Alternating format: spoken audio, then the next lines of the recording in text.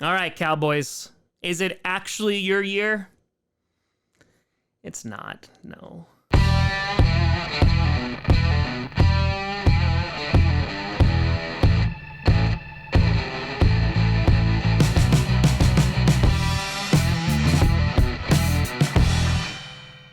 Grossi Posse Packer Nation. Welcome to an episode of Packcast, the podcast where you don't have to be Packers fan, but it sure does help. I'm your host, Tom.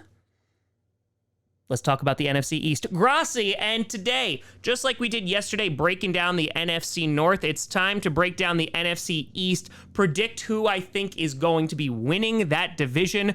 As always, we'll go through each team. We'll talk a little bit about what they did in the offseason. I'll predict what I think their floor and their ceiling is going to be. We'll rank them at the end, and let's get it started. Starting off with the surprise team last year, one of the surprise teams, and that is the New York Giants. Now, you may know from previous years, I always call the Giants and the Jets the New Jersey Jets, the New Jersey Giants, because they play in New Jersey.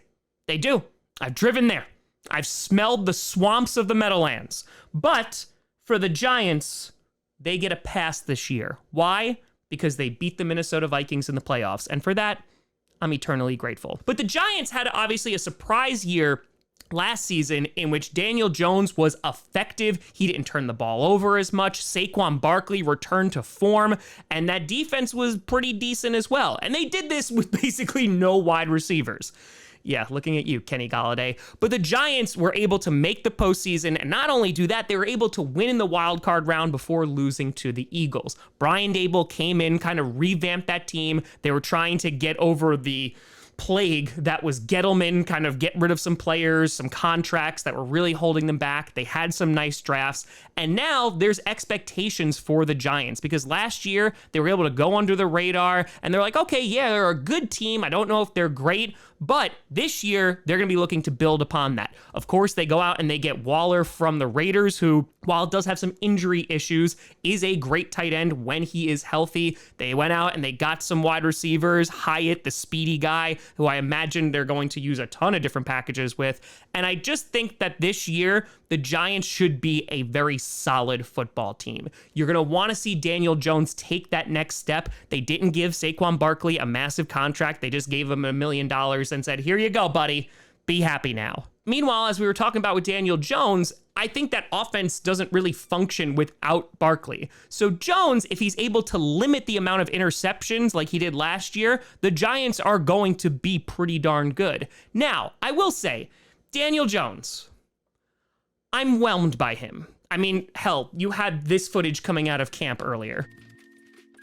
Who's to say that's fake footage? Not me. But Daniel Jones is a very, okay quarterback. You want to see the flashes. He definitely is athletic. And I think if Daboll's able to get those touchdown numbers up while keeping those interception numbers low, they'll be in business. Now, heading into this season, they don't have the easiest schedule. First of all, they're in a very difficult division. They have to play the Cowboys twice, and of course, they have to play the Eagles twice, which is going to be the worst of the two. In addition, they have to play the 49ers, the Dolphins, the Bills, and those are all away games. Then you look at home, they got some tough games like the Jets with Aaron Rodgers. They're going to have to play the Seahawks. The Patriots, their defense might give them some problems, even though the Giants are usually their kryptonite.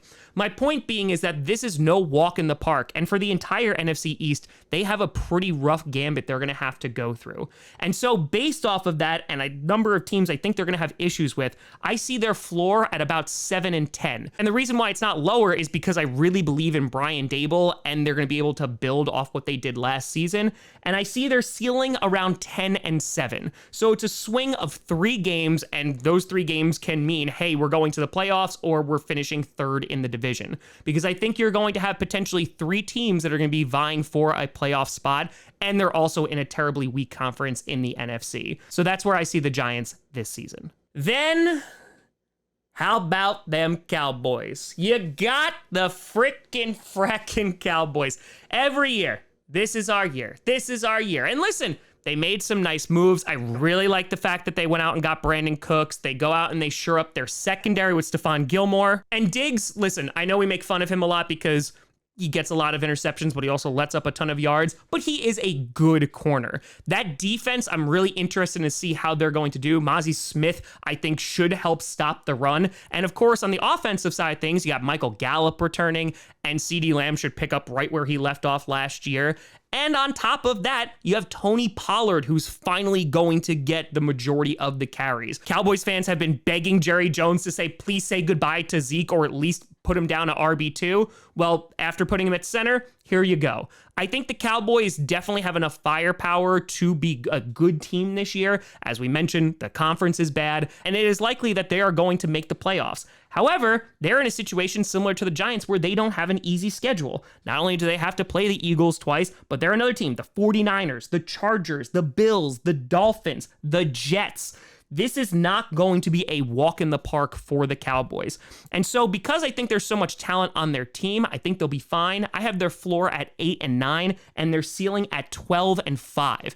Now that's a pretty big jump, and I think a lot of things are going to have to go right for them to be 12-5, because just off the bat, they have 2 games with the Eagles. They're going to have the Jets that they're going to have to go through. The 49ers are going to be really, really tough. And then you have another team like potentially the Lions, the Giants, who could be problematic. And of course, don't forget teams like the Bills and Dolphins. So there is going to be a fine line they're going to have to walk. I think they're really going to have to come out and be impressive at the start of the season, but I think they have the roster to do so. And if it doesn't work out with Dak, well, they just got Trey Lance. And I imagine Cooper Rush is not feeling so great about that. This is a betrayal on levels that no one's ever seen. Then you got the reigning, defending NFC champions, the Philadelphia Eagles. The Eagles wowed the league last year with one of the best offensive lines, one of the best defensive lines. They had 70 sacks last season. On top of that, Jalen Hurts had an amazing year. You, of course, got A.J. Brown, in which they acquired from the Titans, Devontae Smith, who was super good. And while they did lose some running backs, they didn't lose as many free agents as I thought they were going to this offseason. For the most part, that team is intact. They kept Jason Kelce, who is a staple and an anchor of that offensive line. And the Eagles, they are by far the favorite in the NFC to return to the Super Bowl. Now, the question is, can they get over the hump, and can they beat a team like the Chiefs and Patrick Mahomes in the big game? And the way that they are trying to do that is through the draft. On paper, it looks like the Eagles had an insane draft. They basically just took all the Georgia players, and they got guys like Jalen Carter and Nolan Smith, and there's just so much potential there, and you know that Jalen Carter is going to be a problem. And that's just their defense. You take a look at their offense, well, I imagine you're going to see a lot of those QB sneaks because they ain't changing the rules, so they're going to keep scoring a lot of points with that. Can't change the rules just because you don't like how I'm doing it. So it makes sense that they are going to have the highest floor out of all the teams in the NFC East, just because I think that roster is so stacked. They do have some tough games. Again, they're going to be playing teams like the Jets, the Chiefs, the Cowboys twice, which are going to be problematic, the Bills, the 49ers, the Dolphins. But I have their floor being 11-6. That offensive line should still be really good. That defense should be able to get after opposing quarterbacks. And so their ceiling is going to be 13-4. So I think there's a really good shot that the Eagles are going to be the number 1 seed in the NFC, because right now, I don't know how much competition they actually have. I think they have the best quarterback right now in the NFC. And so for them, everything is in front of them. And finally, you got the wild card team here. And no, that doesn't mean they're necessarily going to make the wild card. You got the Washington Commanders. The Commanders are an interesting team. One, because they're probably going to have a new name next year. They finally got new ownership. That was the biggest acquisition of the offseason. We're not talking about players here. Dan Snyder finally getting the boot, getting kicked out of the league, and he got severely punished by getting over $6 billion. That'll show him. But this is a weird year for the Commanders because they have talent on their team. They have Sam Howell, for example, even though Ron Rivera basically was like this last year. Hey,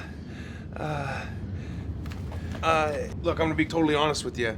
I forgot you're here. Because it seems that Ron Rivera basically forgot that Sam Howell was on the team. On top of that, there were some instances last year where Ron Rivera didn't know they were going to get eliminated. And it just seemed that it was off. I think Ron Rivera is a good head coach, but I think that this is a transition year for the Commanders. Not only in name, but to see, okay, who's going to stick out? Chase Young, is he going to be able to return back to his rookie form? We don't know. Their run game should be pretty good with Gibson and Brian Robinson. They have a nice trio of receivers that I think will do very well. And I know Scary Terry's a little banged up right now, but the Commanders are just in this weird spot. If their defense can be like it was a few years ago when they won the division, they could surprise some people because a very good defense in the NFC can go a long way, especially when you don't have the QB play being up here. Unfortunately, we just don't know about Sam Howell, and because of that, that is going to limit how many games I think they can win. And on top of that, they have a pretty difficult schedule because they are in the division that we're talking about, and they do play teams like the Jets, the Dolphins, and the 49ers and the Bills.